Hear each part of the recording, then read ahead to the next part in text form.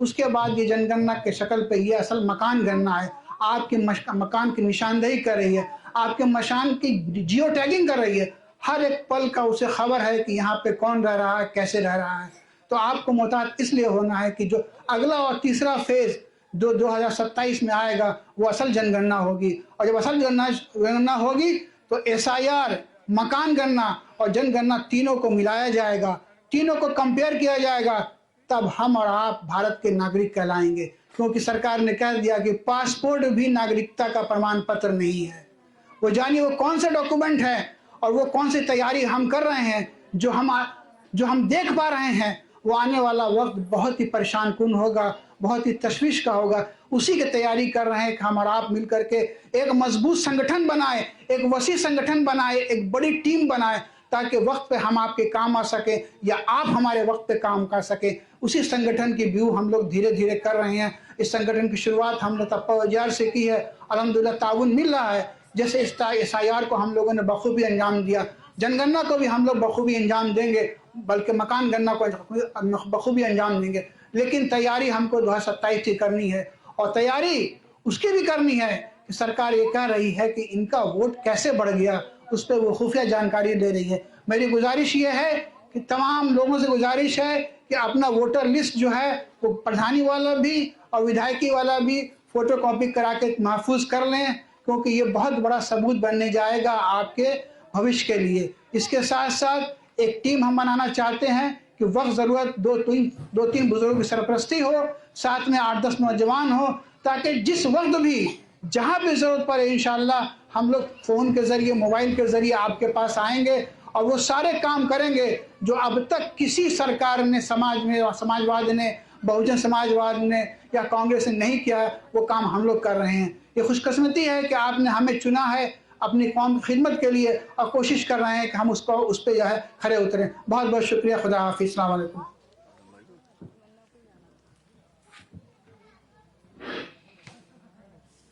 ये थे डॉक्टर यासिर निजाम साहब जो हमारे और आपके बीच में SIR और जनगणना के ताल्लुक से बात कर रहे थे।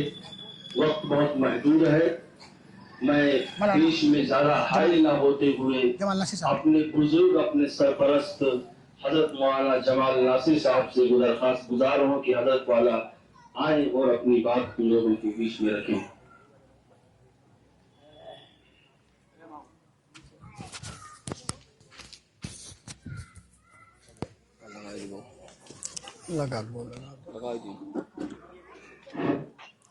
अस्सलामु अलैकुम।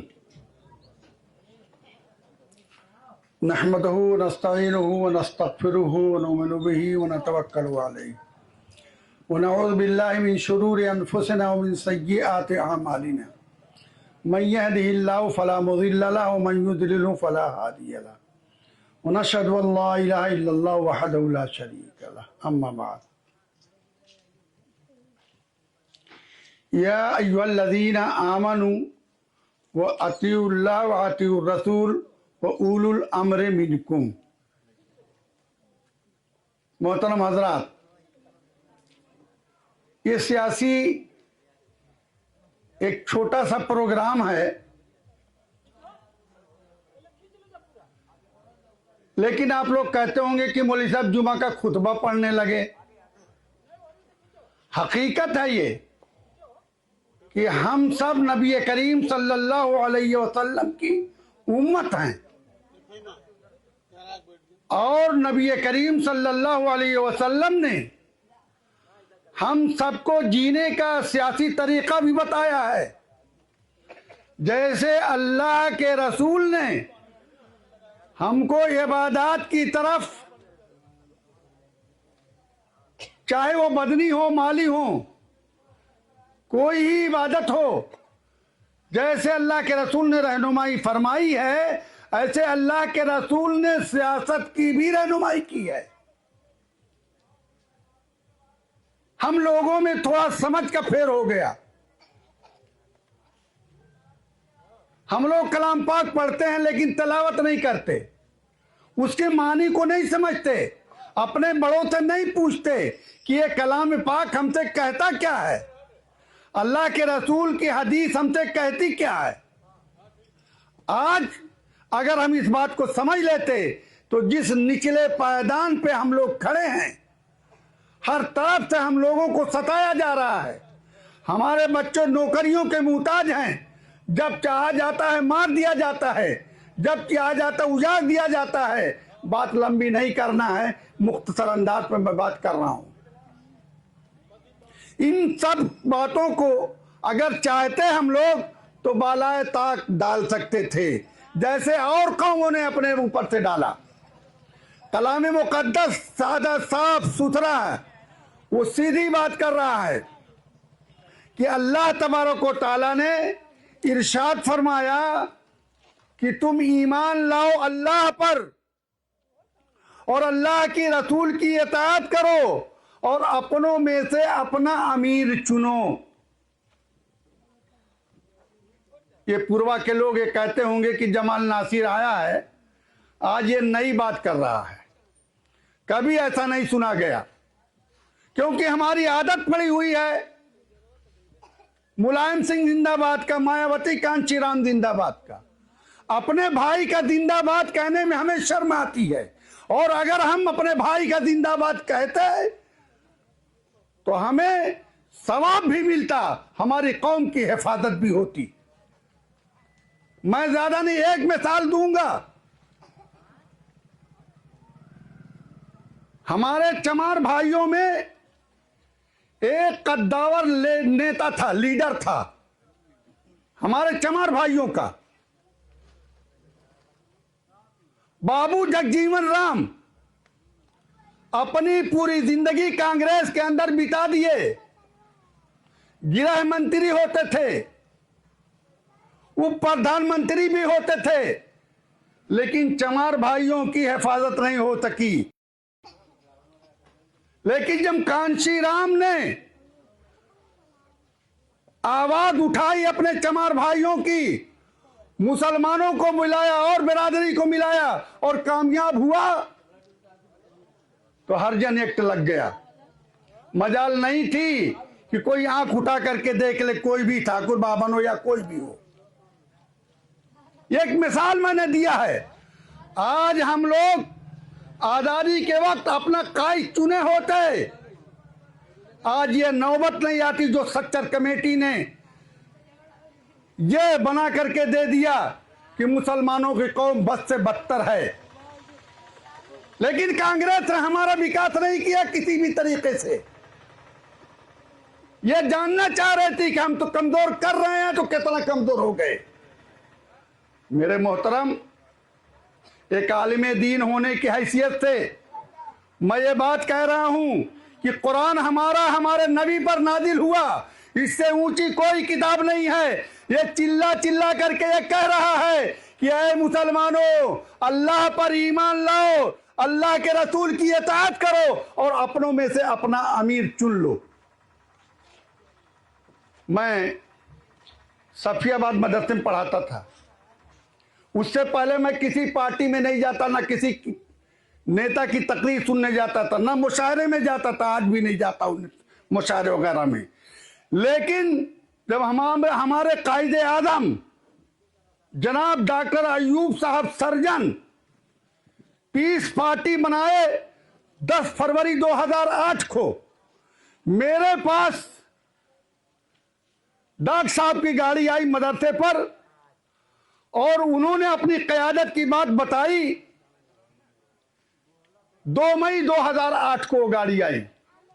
उसी वक्त मैंने कसम खा लिया कि मैं अपनी कौम के लिए रहूंगा और जो भी मुझे वक्त मिलेगा मैं अपनी कौम के लिए टाइम दूंगा। ऐ मेरी कौम के लोगों, आप लोगों को जगाने के लिए मैं गया।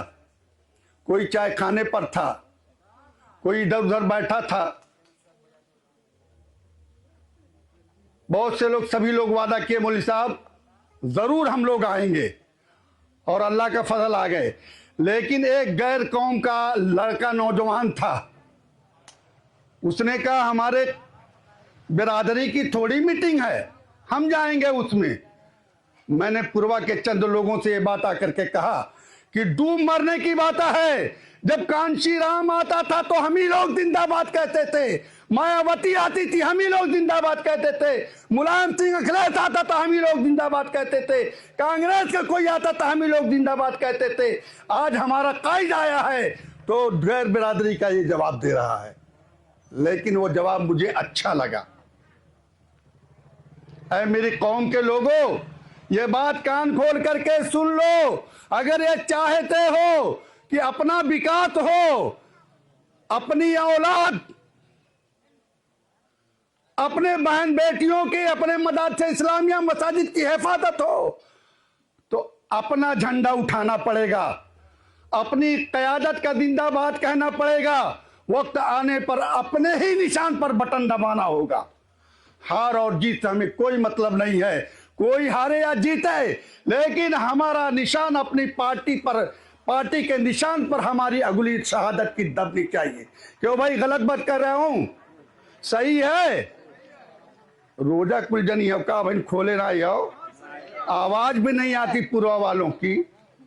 सही कह रहा हूं ना? दबेगी ना ये? मिसाल भी दे दिया ना, तो अपना अमीर होना चाहिए नहीं? अरे भाई, हमने जब कहा कि कुरान ये ऐलान कर रहा है कि उलुल अम्र में इनको अपनों में से अपना अमीर चुनो, तो मानते ना कुरान को? तो फिर डॉक्टर अयूब साहब को अपना कायद मानने में क्या हर्ज है? मैं इसी पे अपनी बात खत्म करता हूं। अस्सलामु अलैकुम।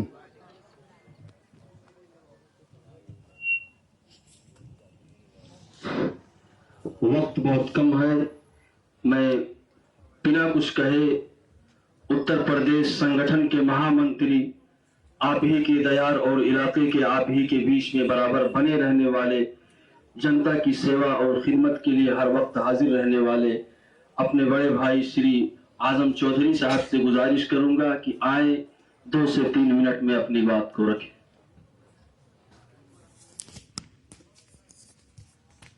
अस्सलाम वालेकुम। मेरे पुरवा के बड़े बुजुर्गों और नौजवान साथियों, आप लोगों ने अपना कीमती वक्त दिया, इसके लिए मैं तहे दिल से आपका शुक्रिया अदा करता हूँ। साथियों, आज इस देश में हमारे हालात क्या हैं, हम में से किसी से छुपा नहीं है, और इसका रीज़न सिर्फ एक ही है, क्योंकि आज़ादी के बाद से लेकर के अब तक हमने एक सियासी सोच नहीं पैदा की। हमारे अंदर सियासी क़ुव्वत नहीं रही। साथियों, जिन समाज ने अपना संगठन बनाया अपने समाज को लेकर के, वो आज मजबूत हो गए और आप पे हुकूमत किए। साथियों, आज जो ये जुल्म हो रहे हैं हमारे ऊपर, अगर जो हम सारे लोग, ये पुरवा के लोग, सभी लोग मुत्तहिद हो जाएं, एक साथ खड़े हो जाएं, तो ये बताइए आप पे जुल्म हो सकता है? कतई नहीं हो सकता। आज 78 सालों से हमें सिर्फ वर गलाया गया, हमारी जहनीत बनाई गई कि हम सिर्फ वोट करने के लिए इस देश में हैं। आज आपने देखा होगा कि ये 5-10 सालों के बीच में ना तो कोई हमारा नौजवान सुरक्षित है, ना तो हमारी इबादत गाहें सुरक्षित हैं। आज धड़ल्ले से हमारे मदारिसों पे, मसाजिदों पे जेसीबी चलवा दिया जा रहा है और हम कुछ नहीं कर पा रहे हैं। और 78 साल से जिन लोगों को हम मजबूत कर रहे हैं, वो भी हमारे लिए बोलने के लिए तैयार नहीं है। तो साथियों, आने वाला वक्त और भी भयानक होगा। आज भी हमारे कुछ साथी हैं, नौजवान साथी, जो अखिलेश भैया के लिए अपनी जवानियां कुर्बान कर रहे हैं। साथियों, अखिलेश जी ने इतने जुल्म हुए, या बहन मायावती जी ने, या राहुल जी ने, बताइए कभी आपके लिए कोई आवाज उठाई? किसी एक मुद्दे पे भी आपके लिए कोई बात किया? कोई नहीं बात करेगा। हमको सिर्फ वोट के लिए इस्तेमाल किया जा रहा है। और साथियों, आज हमसे कोई गठबंधन के लिए भी तैयार नहीं है। वो जानते हैं ये मुसलमान जाएगा कहां। बीजेपी का डर हमारे दिलों के अंदर बैठाया जा रहा है ताकि वोट ये सारे लोग हमको करें। साथियों, अब बहुत हो गया है। अब इस जुल्म को, इस नफरत को हम सब मिल करके खत्म करें और अपना एक मजबूत संगठन बनाएं। आपने देखा होगा 2012 में आपने एक थोड़ी सी अंगड़ाई ली थी, हर समाज के लोग आपका जय जयकार कर रहे थे, चाहे वो चौधरी समाज के लोग रहे हों, चाहे वो निषाद समाज के लोग रहे हों, चाहे वो ठाकुर रहे हों, सारे समाज के लोग आपका जय जयकार कर रहे थे और आपका जिंदाबाद लगा रहे थे। साथियों, अगर जो हम लोग किसी के बहकावे में ना आए होते, अपने दिल के अंदर बीजेपी का खौफ ना पाला होता, तो आज ये वक्त हमको देखना नहीं पड़ता। खैर, अभी भी वक्त है, हमारे पास वोट की एक ताकत है। हम सारे लोग मुत्तहिद हो जाएं, एक बैनर तले आ जाएं। एक ऐसे व्यक्ति के साथ मैं आपको बता दूं, हमारे साथियों का कुछ सवाल भी हुआ करता है कि ये बताइए हम लोग इकट्ठा होकर के क्या कर लेंगे। तो साथियों, आज भी अति पिछड़ा वर्ग जो है या बहुत सारे समाज हैं जिनके साथ इंसाफ नहीं हो पाया है, वो आपके साथ चलने के लिए तैयार हैं। 2012 में आपने विधायक बनाया तो इसी विधानसभा के अंदर विकास की गंगा बही और सारे समाज के लोगों के साथ इंसाफ किया गया। ऐसा नहीं था कि आपने अपना विधायक बनाया, सारा धन आपकी के ऊपर खर्च हो गया। नहीं, सारे समाज को उसका हक देने का काम किया और पीस पार्टी सारे समाज को लेके चलने पे यकीन रखती है। साथियों, ये मुमकिन तभी होगा जब हम लोग संगठित होकर के दूसरे भी समाज को जोड़ें और इंशाअल्लाह आने वाला वक्त हमारा होगा। अब मैं अपनी बात को खत्म करते हुए अस्सलाम वालेकुम। ईशा की अजान में बहुत मुख्तसर वक्त बचा हुआ है। हम डाक साहब के ख्यालात को ज्यादा से ज्यादा सुनना चाहते हैं, इसलिए बिना कुछ कहे मैं पीस पार्टी के राष्ट्रीय अध्यक्ष आली जनाब डॉक्टर अयूब से दरख्वास्त गुजार हूं कि हमारे बीच में आए और अपने ख्यालात का इजहार करें। एक बार जोरदार तालियों से दोबारा इस्तकबाल कर दीजिए।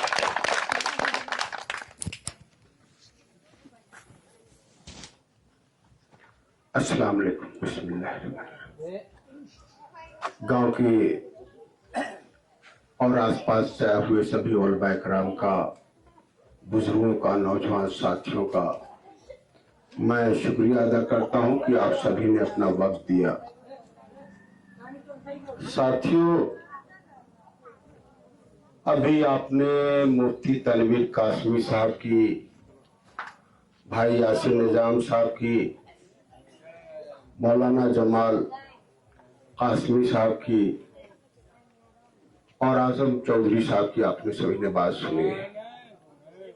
मैं मुख्तसर में आपके सामने कुछ सियासी नजरिया पेश करूंगा।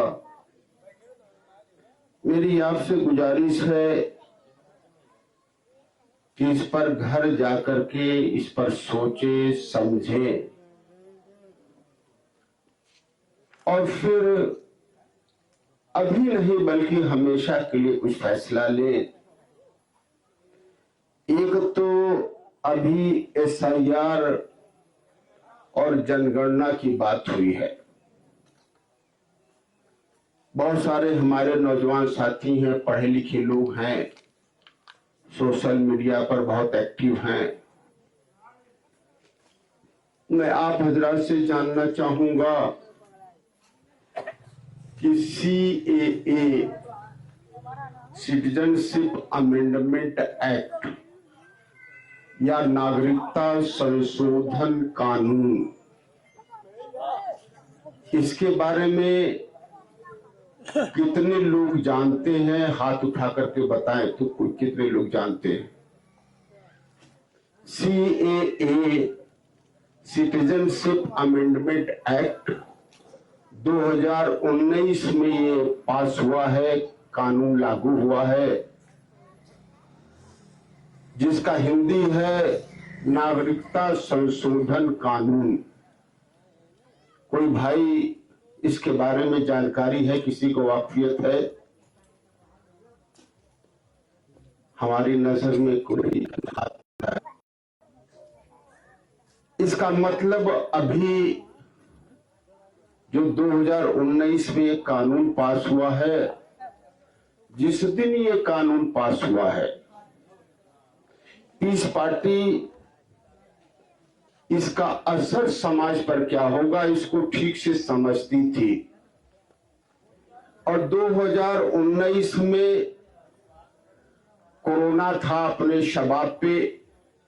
पीस पार्टी जिस दिन ये कानून बना है, उसी दिन सुप्रीम कोर्ट ने इसके खिलाफ, इस कानून के खिलाफ मुकदमा किया है और वो मुकदमा आज भी चल रहा है। ये क्या है कानून? इस कानून के तहत ये है कि देश के हर मुसलमान को ये साबित करना पड़ेगा कोई इस देश का शहरी है, इस देश का नागरिक है। सिर्फ मुसलमान को साबित करना पड़ेगा और किसी को साबित नहीं करना है। ईसाई है, सिख है, पारसी है, हिंदू है, बुद्धिस्ट है, उसे साबित नहीं करना है। और अगर मुसलमान ये कह देता है कि हम मुसलमान नहीं हिंदू हैं, तो उससे पूछा नहीं जाएगा। इस कानून की एक और खासियत है कि आपके जितने पहचान पत्र हैं इस देश के नागरिक होने का, अभी यासिर साहब ने कहा कि पासपोर्ट हो, आधार कार्ड हो, पैन कार्ड हो, ड्राइविंग लाइसेंस हो, वोटर लिस्ट का वोटर कार्ड हो, आपके घर जायदाद का कागज हो, गाड़ियों का कागज हो, कोई प्रमाण पत्र नहीं माना जाता इस कानून के हिसाब से। तो ये सबसे बड़ी अड़चन है। मैं इसलिए ये बात कर रहा हूं। अभी इन्होंने कहा कि अभी 2017 में क्या होना है, इस चुनाव के बाद जो विधानसभा का चुनाव होगा उसके बाद लागू होगा एनआरसी। सीए के बाद जनगणना, इसके बाद एनआरसी। एनआरसी लागू होने का कानून बन गया है, पास हो गया है। एनआरसी का मतलब होता है नेशनल रजिस्टर ऑफ सिटीजनशिप। जितने भी देश के नागरिक हैं, चाहे बच्चा पैदा भी हुआ है उससे लेकर के अब जो बिल्कुल सबसे ज़ईफ है, उस सभी का नाम उस रजिस्टर में लिखा जाएगा कि कौन इस देश का नागरिक है और कौन इस देश का नागरिक नहीं है। उस वक्त ये कानून है कि हर मुसलमान को साबित करना पड़ेगा कोई इस देश का नागरिक है, मगर और किसी मजहब के आदमी को नहीं साबित करना पड़ेगा। और इसीलिए पीस पार्टी ने इसके खिलाफ मुकदमा किया है सुप्रीम कोर्ट में कि हमारे संविधान के खिलाफ है कि देश के सभी मजहब के मानने वालों को बराबर का अधिकार है और इस कानून के तहत सिर्फ मुसलमानों के साथ भेदभाव हुआ है, इसलिए ये कानून संविधान के खिलाफ है और इसीलिए सुप्रीम कोर्ट में ये मुकदमा दायर किया है और सुप्रीम कोर्ट ने इसको एक्सेप्ट भी कर लिया है। पहली पार्टी है, पहला ऑर्गेनाइजेशन है जिसने सबसे पहले इसके खिलाफ, पूरे देश में सबसे पहले पीस पार्टी ने इसके खिलाफ मुकदमा किया है। और जो लोग साबित नहीं कर पाएंगे कि इस देश के नागरिक हैं, उनको डिटेंशन कैंप में रखा जाएगा। पूरे प्रदेश में हर जिले में जिस तरह से जेल बना हुआ है और जिस तरह से गाय के लिए बाड़े बने हैं, उसी तरीके से डिटेंशन कैंप बनने का हुक्म हो गया है। गोरखपुर जिले में डिटेंशन कैंप बन के तैयार हो गया है, आपके भी जिले में डिटेंशन कैंप बन रहा है। तो जो साबित नहीं कर पाएगा मुसलमान, क्योंकि सिर्फ मुसलमान को साबित करना है, तो जो साबित नहीं कर पाएगा उसको डिटेंशन कैंप में रखा जाएगा और जो नहीं साबित कर पाएगा उसका जायदाद, उसका घर, मकान, दौलत सब सरकार की उसी दिन हो जाएगी। और इसके खिलाफ वो इस देश के जितनी जुडिशरी है, न्यायपालिका है, इसके खिलाफ मुकदमा नहीं कर सकता। जिला अदालत में, हाई कोर्ट में, सुप्रीम कोर्ट में इसके खिलाफ मुकदमा नहीं कर सकता है। इसके खिलाफ मुकदमा अगर करना होगा तो विदेशी ट्रिब्यूनल में करना पड़ेगा, फॉरेन ट्रिब्यूनल में करना पड़ेगा। इसलिए बहुत बड़ी मुसीबत है। मगर SIR क्यों सबसे ज्यादा महत्वपूर्ण है? पीस पार्टी ने पूरे 2 महीने लगा दिया सब काम छोड़ करके SIR के लिए, क्योंकि इसका मतलब समझ रही थी कि क्या हम सभी पर पड़ना है। यह प्रॉब्लम सिर्फ डॉक्टर अय्यूब का नहीं है, बल्कि खास तौर पर मुस्लिम समाज के साथ पूरे समाज पर है।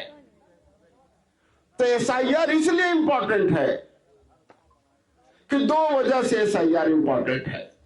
एक तो पहले जो वोटर लिस्ट बनती थी, किसी का नाम कटता था, किसी का जुड़ता था, और जो नहीं कटता जुड़ता था उसका नाम रह जाता था। 80% नाम वही रहता था, 20% बदलता था। मगर इस बार SIR में जिनका फॉर्म भरा जाएगा वही वोटर लिस्ट में रहेगा, जिसका फॉर्म नहीं भरा जाएगा उसका वोटर लिस्ट से निकल जाएगा।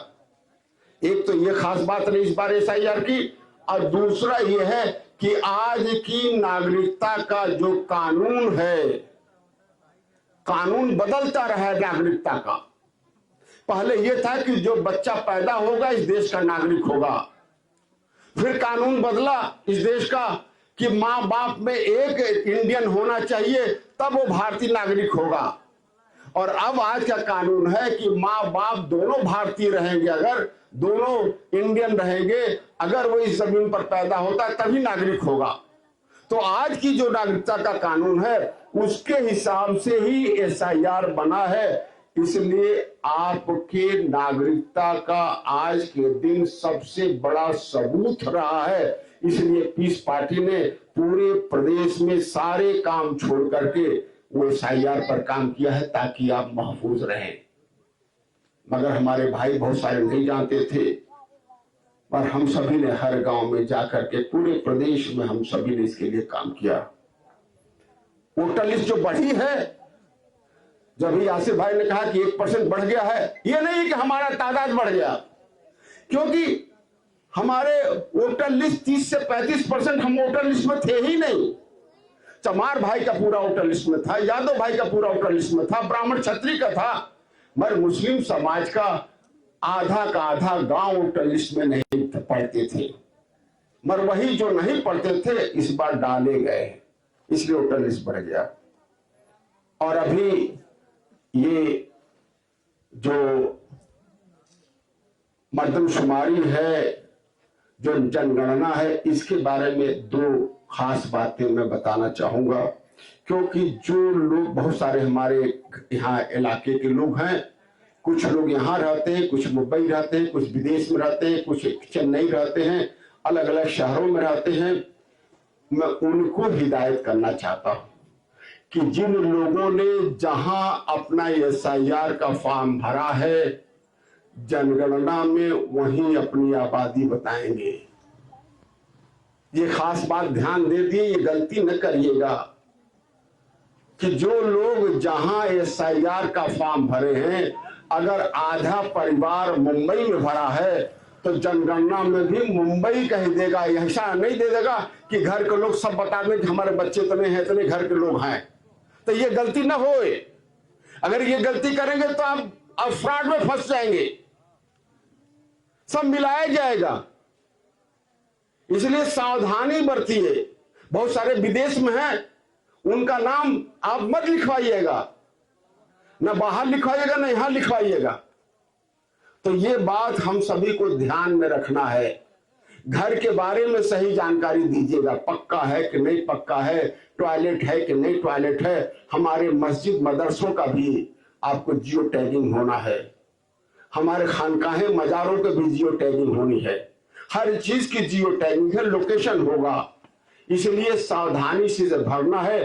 पीस पार्टी सारे गांव में जाकर के सबका पहले ऑनलाइन, जब तक था ऑनलाइन भरवाई है, अब आपका फॉर्म भी भरवा रही। क्या फॉर्म भर के तैयार रहिए, अगर जनगणना वाले आए तो फॉर्म भर के दे दिए कि हमारा ये फॉर्म है, क्योंकि करीब 35 सवाल है, उसका सबका जवाब आपको लिखना है। तो इसलिए ये इम्पोर्टेंट है। अब कहने की नहीं,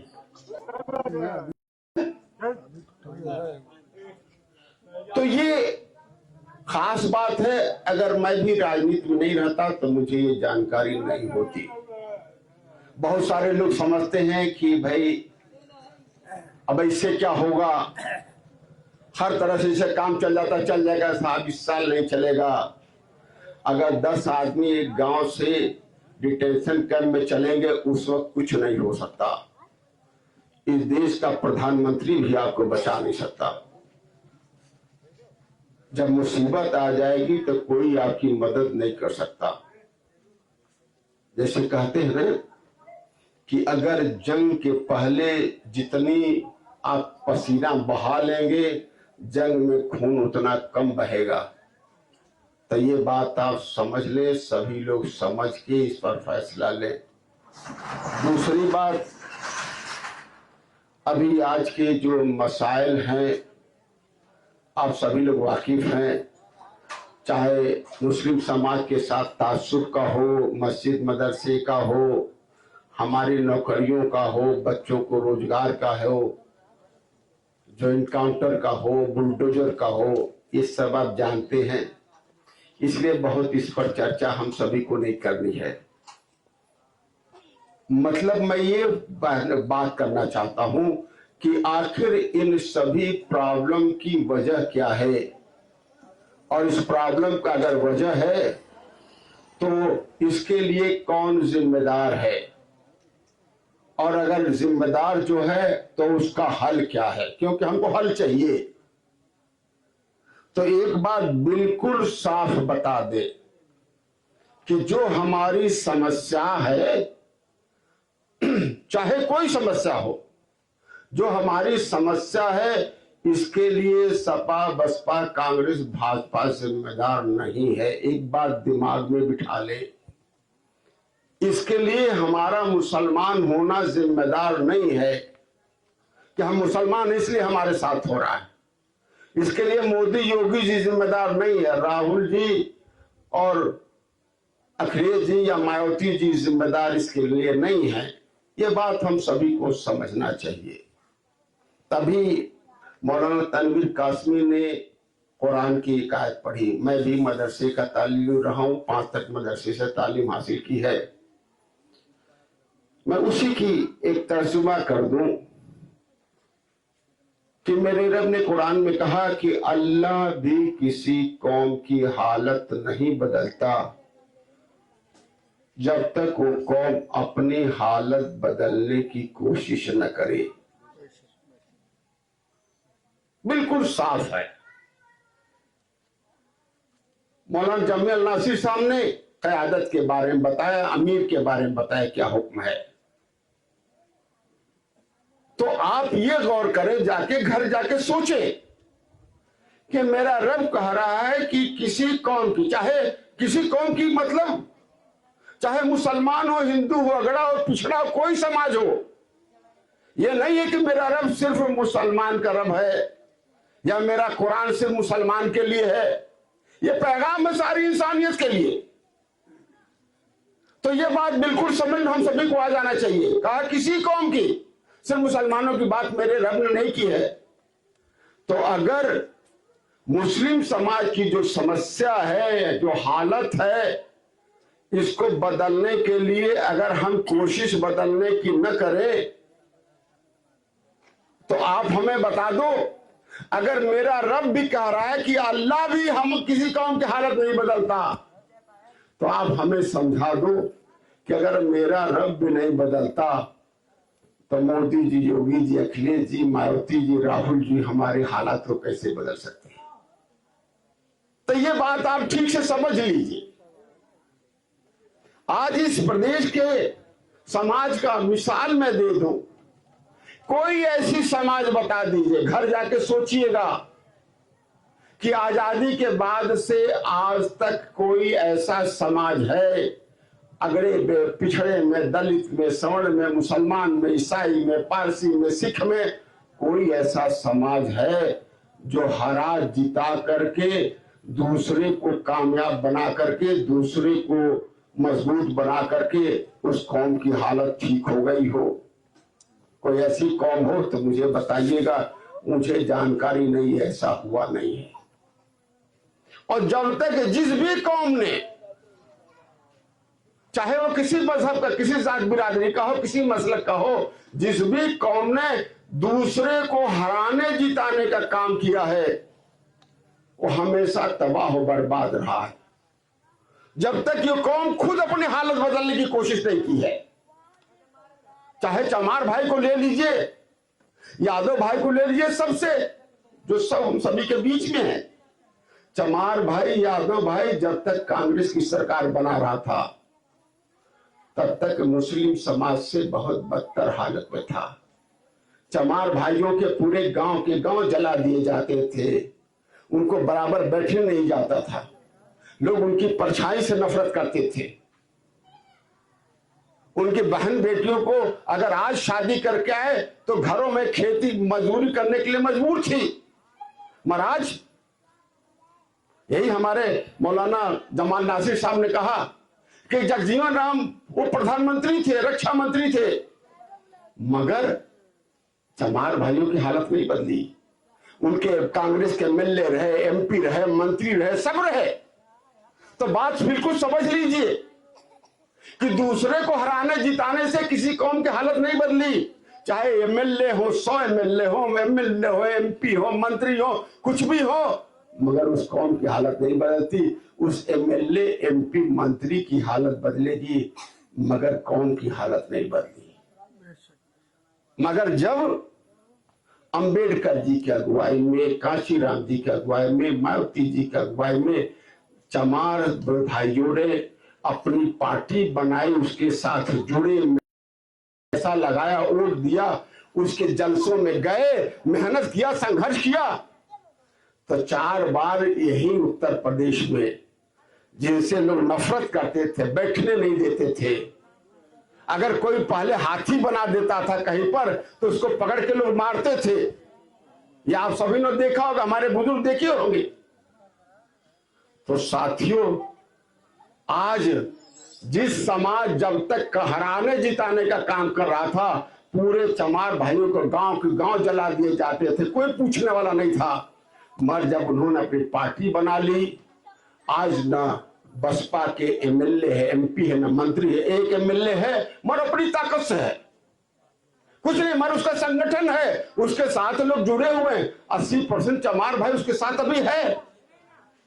तो आज एक दलित समाज का अंबेडकर जी की मिट्टी की मूर्ति हर सरकारी जमीन पर बनी हुई है।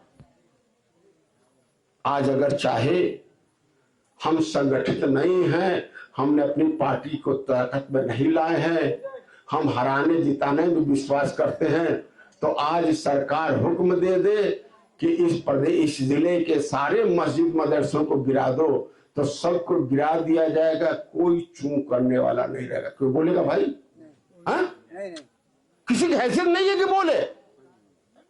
मगर उसी सरकार को, उसी दलित समाज के एक नेता के मिट्टी के मूर्ति की एक उंगली को तोड़ने की हैसियत भाजपा सरकार को, मोदी और योगी सरकार की हैसियत नहीं कि उंगली भी तोड़ दे।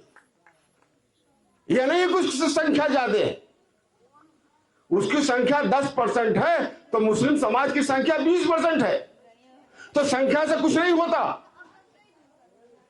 तो बात समझ लीजिए, आपके मस्जिद को गिरा देंगे, आपके इबादत गाहों को गिरा सकता है, तो ताकत कहां से आई? संगठन से आई, अपने संगठन से आई। तो ये बिल्कुल हम सभी को समझ लेना चाहिए। तो ताकत किसमें है? आपके संगठन में, सियासी पार्टी में है। आप हमें बता दो, 2012 में जब आपने जीतना चाहा, समाजवादी पार्टी ने सबसे मजबूत प्रत्याशी कलाम साहब को बिठाया, बसपा ने मसरूर भाई को बनाया प्रत्याशी, एनसीपी ने भी मुसलमान बनाया, एक ब्राह्मण भाजपा का प्रत्याशी था, मगर आप 5,500 वोट से जीते। जब जीतना आपने चाहा, जब आपने अपनी हालत बदलनी चाहिए, 4 विधायक जीते। बताइए आपकी सियासी ताकत पूरे प्रदेश में चर्चा में आ गई कि नहीं आ गई? आ गई कि नहीं आ गई भाई? आ गई थी नहीं? हर आदमी डर गया था कि नहीं डर गया था कि अब तो मुसलमान खड़ा हो जाएगा। मगर आप बता दो, अभी 2024 का चुनाव हुआ है, करीब 90 से 95% मुस्लिम समाज ने समाजवादी पार्टी को वोट दिया नहीं दिया? कुछ गलत तो नहीं कर रहा हूं? दिया है ना? क्या उससे मुसलमान का ताकत बढ़ी कि कम हुई? हैसियत बढ़ी? मुसलमान की पहचान बढ़ी? ताकत बढ़ी? अखिलेश जी की ताकत बढ़ी? समाजवादी पार्टी की ताकत बढ़ी? उस यादव समाज की जिसने 25% भाजपा को वोट दिया? क्या भाई दिया कि नहीं दिया? और जितना यादव भाइयों ने दिया होगा समाजवादी पार्टी को वोट, मैं दावे के साथ कह सकता हूं कि उसका कम से कम 4 गुना वोट मुस्लिम समाज ने समाजवादी पार्टी को दिया है। क्यों? सही कर रहा हूं नहीं कर रहा हूं? मगर आपकी हैसियत नहीं है, कोई पूछने वाला नहीं है। और जिनको आपने इतना वोट दिया है, अरे आपकी लड़ाई लड़ना तो दूर, मुसलमान का नाम लेने से भी परहेज कर रहे हैं। कर नहीं कर रहे? ले रहे नाम भाई, मुसलमान का नाम लेने से परहेज कर रहे हैं। तो एक तो ये तमाशा है। सब लोग कहते हैं कि भाई सेकुलर हो जाओ, बहुत सारे हमारे साथी हैं कहते हैं कि सेकुलर हो जाओ। क्या भाई अब हमें आप सोच करके बता दो, जो बहुत सेकुलर होने के चक्कर में है ना, मैं उन्हें एक मशवरा देना चाहता हूं। एक मिसाल दूंगा, घर जाके सोच लीजिएगा। हमें बता दो कि अगर काशी राम जी मायावती के साथ चमार भाई न जुटा होता तो क्या मुसलमान उसे वोट देता? हाँ बोलो भाई। क्या अगर बसपा के साथ चमार भाई हट जाए तो क्या मुसलमान उसे वोट देगा? क्या समाजवादी पार्टी के साथ यादव भाई न जुड़ा होता तो पहले उसने यादव पर काम किया ना? बसपा ने पहले चमार भाई पर गांव गांव में काम किया। तो यादव भाई अगर हट जाए तो क्या मुसलमान उसे वोट देगा? देगा भाई? अरे हुजूर, आप 95% नहीं 100% समाजवादी पार्टी को वोट दो, आप उनके लिए जान दे दो, सब कुछ कर दो, मगर क्या आपको चुनाव में खड़े हो तो यादव आपको वोट देगा क्या? चमार भाई देगा? देगा भाई? अगर सारे मुसलमान चले जाएं, 95% वोट दिया है, पूरे प्रदेश के मुसलमान चले जाएं कि पीस पार्टी समझौता कर लिए अखिलेश जी के पास, तो समझौता करेंगे भाई? और डॉक्टर अयूब जाए तो अरे अपने कार्यालय में घुसने देंगे, बाहर से मार के भगा देंगे, है कि नहीं? तो हमारी पूछ और आपकी पूछ न तो अखिलेश जी के पास है, न तो बसपा के पास है, न तो कांग्रेस के पास है। मगर इसी को थोड़ा पलट दीजिए, इसी को पलट दीजिए। आप 95% छोड़ो, अगर 70-80% मुसलमान प्रदेश का पीस पार्टी को वोट देने लगे तो अखिलेश जी समझौता करेंगे कि नहीं करेंगे भाई? बोलो भाई।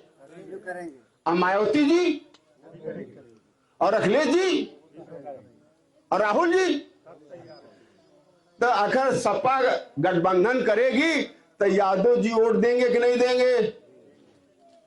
बसपा गठबंधन करेगी तो चमार जी देंगे कि नहीं देंगे? और कांग्रेस करेगी तो ब्राह्मण क्षत्रिय देंगे कि नहीं देंगे? हाँ? तो भैया ये ताकत हमारे में है कि उनमें है? अगर 90% जिस दिन मुसलमान वोट दे दे उस दिन दुनिया की कोई ताकत पीस पार्टी को प्रदेश में सरकार बनाने की से नहीं रोक सकती, क्योंकि हर समाज आपका वोट लेने के लिए, टिकट लेने के लिए आपका चक्कर लगाने लगेगा। और सभी पार्टियां आपसे गठबंधन करने के लिए आपके घरों का चक्कर लगाने लगेगी। तो क्या इसमें समाजवादी पार्टी की गलती है? हाँ?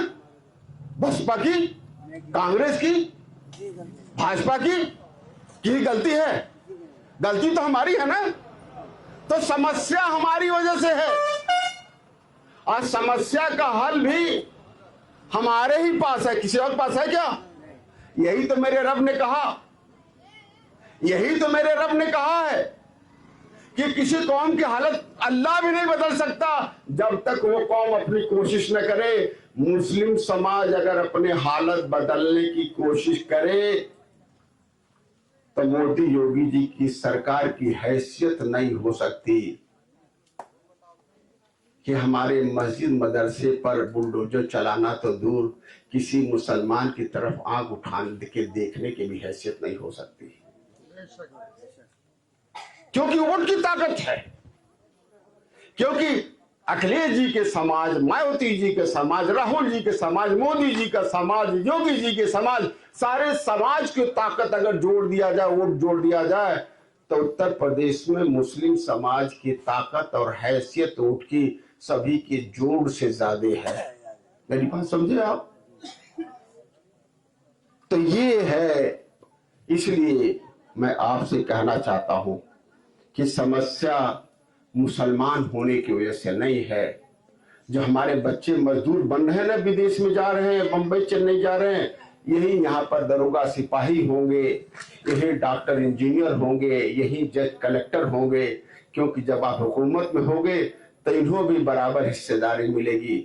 फिर न तो आपके साथ तासुब होगा, थाने में भी, तहसील में, कहीं आपके साथ तासुब नहीं हो सकता, न तो गांव में हो सकता है, और न किसी की हैसियत होगी कि आपको कट्टरपंथी कहे, आपको विदेशी कहे और आपको आतंकवादी कहे। किसी की हैसियत नहीं होगी, बल्कि दूसरे दिन से सभी लोग आपको सलाम करना शुरू कर देंगे, आपको इज्जत देना शुरू कर देंगे, जिस तरह से चमार भाइयों को, यादव भाइयों को देना शुरू कर दिया। यही है सियासत और यही हम सभी को करना है। आप सभी से यही गुजारिश है कि जितनी बातें हमने कही हैं खुद गौर से जाकर के और इसको घर पे जाके सोचिए। ये मसला डॉक्टर अयूब का नहीं है, ये मसला हम सभी का है। हमारे विधायक बनने न बनने से कोई फर्क नहीं पड़ता, मगर इससे फर्क पड़ता है कि हमारे विधायक बनने से एक क़यादत मजबूत होती है और आपकी सियासी हैसियत बढ़ती है। तो हम सभी को जब इस पर जब तक मिलकर नहीं करेंगे, नहीं मुमकिन है। डॉक्टर अयूब अकेले से कुछ नहीं होगा जब तक आप साथ नहीं रहेंगे, जब तक आप खुद लड़ेंगे नहीं, क्योंकि लड़ाई आप सभी की है, सिर्फ डॉक्टर अयूब की नहीं है। विधायक बनने से डॉक्टर अयूब का जाती तौर पर कोई फायदा नहीं है, बल्कि आप सभी का फायदा है, सभी का सियासी फायदा है। आप सभी लोग आए, आप सभी का एक बार फिर शुक्रिया अदा करते हुए मैं अपनी बात को खत्म करूंगा। अल्लाह हाफ़िज़। हमने प्रोग्राम शुरू होने से पहले ही कहा था कि आप सिर्फ सुन करके नहीं जाइएगा,